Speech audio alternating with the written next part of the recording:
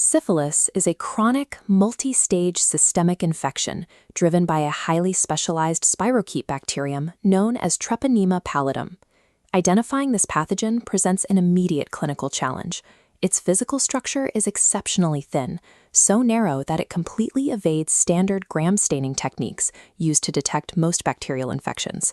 This is a dark field microscopy capture. By angling the light so the background remains completely dark, we can isolate the direct visual evidence of the organism, a bright, highly distinct corkscrew morphology. That corkscrew shape is functional.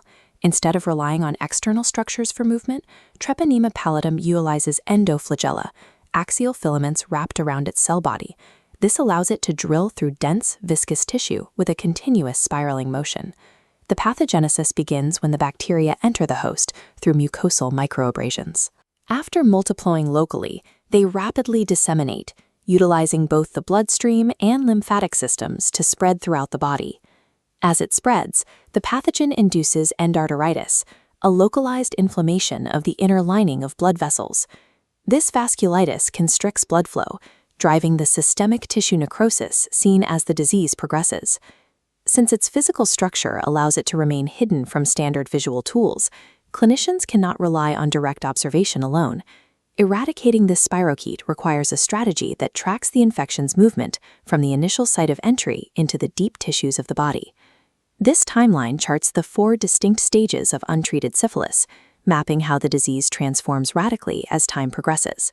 Following an incubation of about 3 weeks, primary syphilis presents as a chancre, a painless ulcer with indurated edges, typically at the site of infection.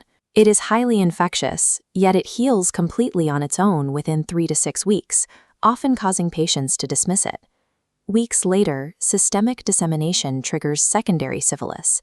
The infection makes itself visible across the body, presenting with fever, lymphadenopathy, and a characteristic maculopapular rash that specifically includes the palms and soles.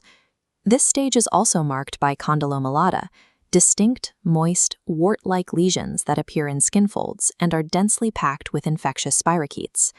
The disease then enters latent syphilis. Clinical symptoms completely vanish. The patient appears perfectly healthy, but serology remains positive as the bacteria silently persist. Clinically, this divides into early and late pathways, depending on whether a year has passed.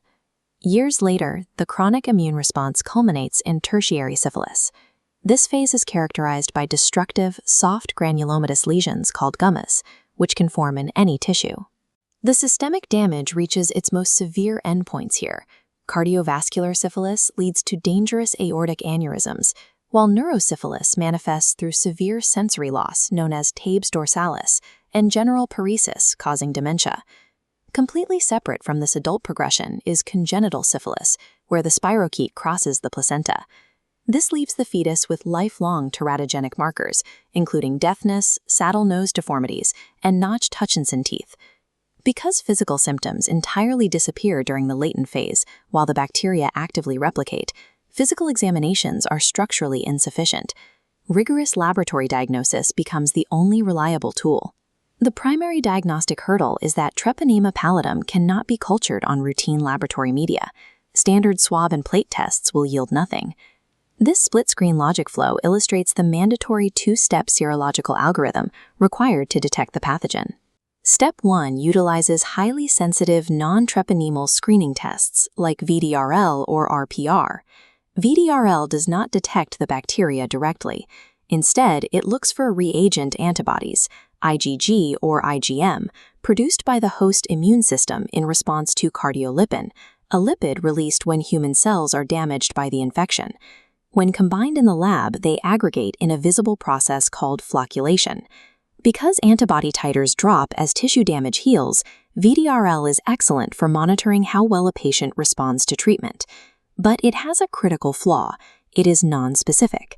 Autoimmune diseases like lupus, malaria, or even pregnancy can trigger cardiolipin release, resulting in false positives. To rule out those false positives, we move to Step 2, treponemal confirmatory tests, such as FTA-ABS or TPHA. These are designed for absolute specificity, looking for antibodies that bind directly to Treponema pallidum antigens. In the FTA-ABS test, Fluorescent-labeled antibodies are used to illuminate the exact footprint of the pathogen, positively confirming its presence in the host system. However, treponemal tests have their own limitation. They remain positive for life. Once a patient develops specific antibodies to the spirochete, this test cannot differentiate between a currently active infection or one that was cured decades ago. By combining VDRL, which proves active tissue damage, with FTA-ABS, which provides the highly specific historical footprint of the pathogen, clinicians can confirm a currently active syphilis infection. Once diagnosed, Penicillin G is the undisputed drug of choice. Unlike many modern pathogens, Treponema pallidum has developed no significant clinical resistance to it. Penicillin G binds to penicillin-binding proteins, directly inhibiting transpeptidation. This prevents peptidoglycan cross-linking, weakening the bacterial cell wall until osmotic pressure forces it to lyse. This line graph plots drug serum concentration over a 4-week axis. Effective treatment depends on a penicillin formulation that matches the specific replication rate and anatomical location of the bacteria. For primary and secondary syphilis, the organism load is moderate. A single intramuscular injection of benzathine penicillin G acts as a depot preparation. It slowly releases the drug, maintaining a prolonged low serum level over several weeks to eradicate the active bacteria. Latent syphilis requires an adjustment. The bacteria are still present, but divide much slower. To ensure complete eradication, the treatment extends to 3 weekly intramuscular doses, subjecting the slow-replicating pathogen to prolonged drug exposure. Neurosyphilis demands a completely different approach. Intramuscular preparations cannot cross the blood-brain barrier effectively, leaving central nervous system infections untouched. Therefore, neurosyphilis is treated with aqueous crystalline penicillin G, administered intravenously for 10 to 14 days. This achieves the high concentration spikes required to reach treponemocidal levels directly in the cerebrospinal fluid. If a patient has a severe penicillin allergy, alternatives like doxycycline or azithromycin are used. These target the 30S or 50S ribosomal subunits to halt protein synthesis bacteriostatically. However, for pregnant patients, alternatives are unreliable. Strict penicillin desensitization is mandatory. Successful eradication relies entirely on manipulating the delivery vehicle of the antibiotic to outlast the pathogen's specific replication rate in the targeted tissues. During early treatment, a specific clinical scenario frequently emerges. Within 24 hours of receiving the first dose of penicillin, a patient suddenly develops fever, chills, headache, and severe myalgia. While this mimics a severe adverse drug allergy, it is a well-documented physiological response known as the Jarisch-Herxheimer reaction. The mechanism is direct. The antibiotic is so highly effective that the rapid mass death of spirochetes floods the body with endotoxin-like lipoproteins released from the dying cell walls.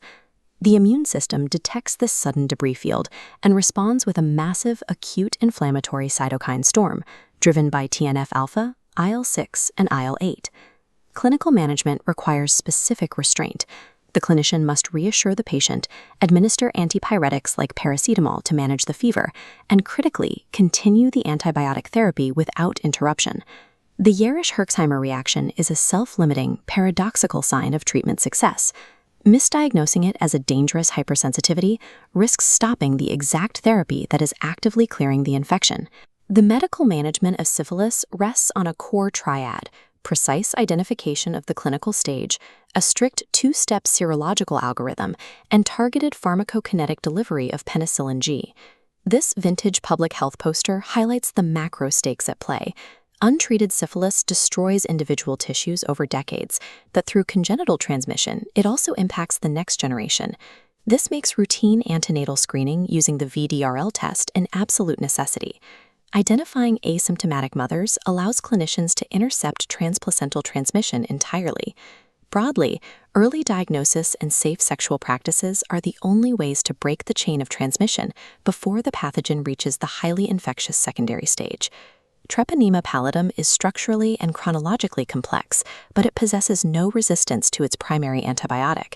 Success in treating it relies on a medical protocol that leaves no stage of the infection unmonitored or underdosed.